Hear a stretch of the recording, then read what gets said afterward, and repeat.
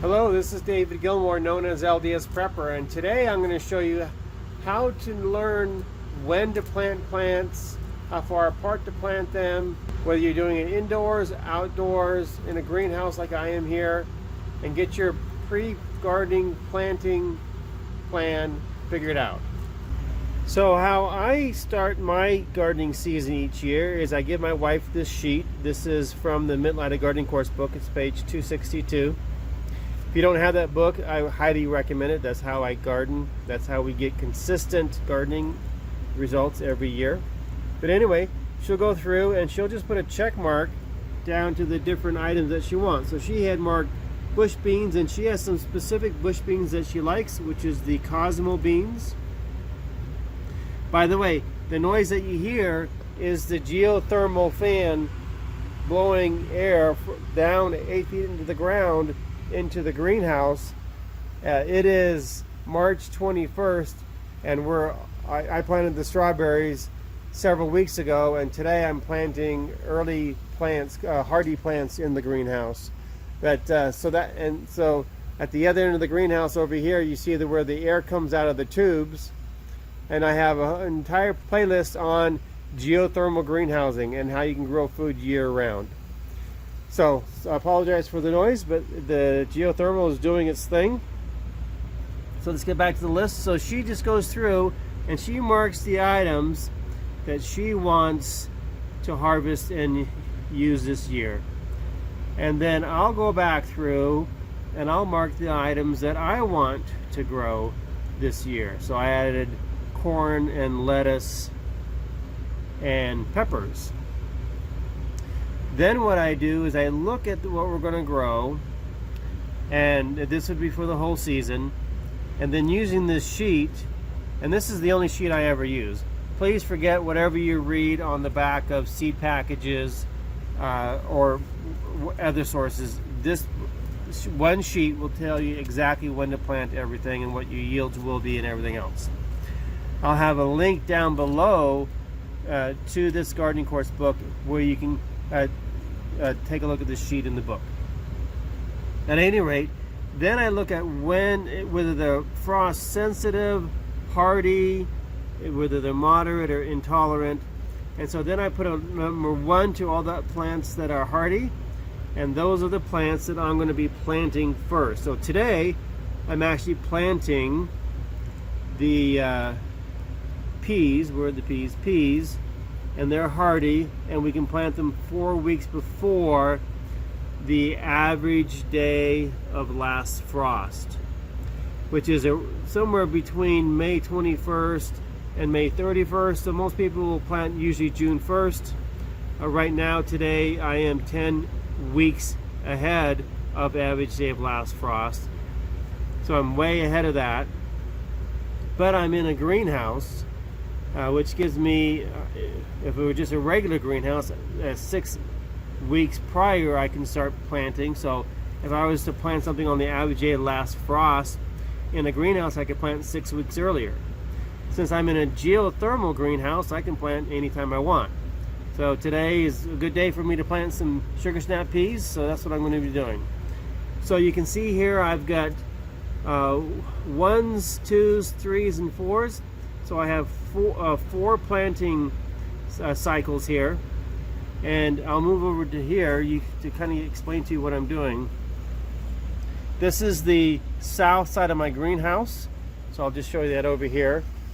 That's where the sun is coming through. The very far south side, I have the 30-feet row of strawberries. Then I've got a 30-foot row here, another one here, and then the 4th row on the north side over here. I don't anticipate growing anything in that 4th row this year, again, because we grow so much food, we just can't eat it all. And I'm not growing food for others or selling it. We usually get about 1,000 pounds of produce per 30-foot box here, and that's more than my wife and I can eat. We may be growing in the second box here, but I'll explain that here in a second. So this is the south side here. And today I'm going to be planting sugar snap peas, and let me show you how I kind of organize that. I got sugar snap peas, cauliflower, and broccoli in this first 10-foot section. So my wife wanted only 5 feet of sugar snap peas. She wanted them 6 inches apart. That's way too far apart. The most I would do would be 4 inches. I'm going to plant them every 2 inches. I like sugar snap peas, and I don't mind doing the work. These are 75 days till harvest. Then she wants 3 cauliflower plants and 3 broccoli plants. So I'm going to be planting 4 cauliflower and 4 broccoli. I'm planting the cauliflower next to the sugar snap peas because those are 65 days. And the broccoli I'm planting to the west, and those are 60 days. So I will plant the broccoli right here and then harvest that first. Then I'll be harvesting the cauliflower. Then I'll be harvesting the sugar snap peas. Then that whole box section here, this is 10 feet out of the 30 feet. This is the 30-foot box. That'll be clear. Now I will probably be planting the watermelon and the cantaloupe before I harvest all these. And then what I typically do is I'll take the watermelon and cantaloupe and drape them over. Let me show you. So I will drape them, I'll plant them over here in a single row, and then they'll grow up the twine, and I'll bring them up here, over that, across the 3.5-foot aisle, all the way over here, and then down here. And so I literally have a whole forest of melons and squashes and cantaloupe and so forth, cucumbers, tomatoes, because they literally just grow over this whole section. So my point, this is from the bottom, it's okay, Poppy, from the bottom up here, 7 feet, this is another 8 feet across. So I've got 7 feet plus 8 feet is 15 feet, and then another 7 feet down.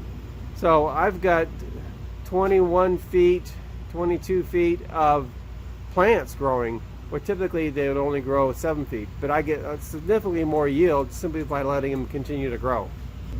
I will go ahead and get these potted and start these in little seedling pots, but I'm going to plant the sugar snap peas in the garden today. So this sheet over here, no matter where you live in the world, will tell you when you're going to be planting if you're doing it outside with no covering. If you're doing it in a greenhouse or in a mini greenhouse, like I'm showing in this video here on how to build a mini greenhouse, and I'll link down below that video too, you can plant 6 weeks earlier because you're building, you're creating a warmer environment. Well, I hope that was informative to you. Please subscribe to the channel because I will be doing updates as I fill this whole greenhouse full of plants this year. How full depends on how much my wife wants to process and we can eat. But I'll show you how I start items here in the garden, how I start the small seeds, especially like the lettuce and some of the other plants that I want to get a jump start on in seedling trays or seedling cups. And then how to transplant those and have just a wonderful, healthy garden. I gotta get out of this greenhouse. I'm dressed for winter here, and it is way hot. It's probably in the 80s in here. It was 36 when I left the house to come into the greenhouse. So these geothermal greenhouses really work.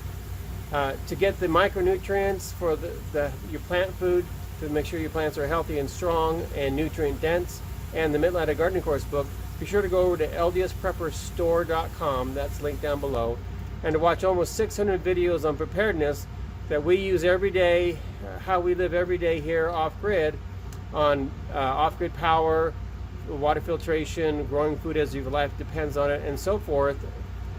Go to ldsprepper.com, and that'll take you to my videos of almost 700 videos on preparedness. This is David Gilmore, known as LDS Prepper, reminding you, if you are prepared, you shall not fear what is coming.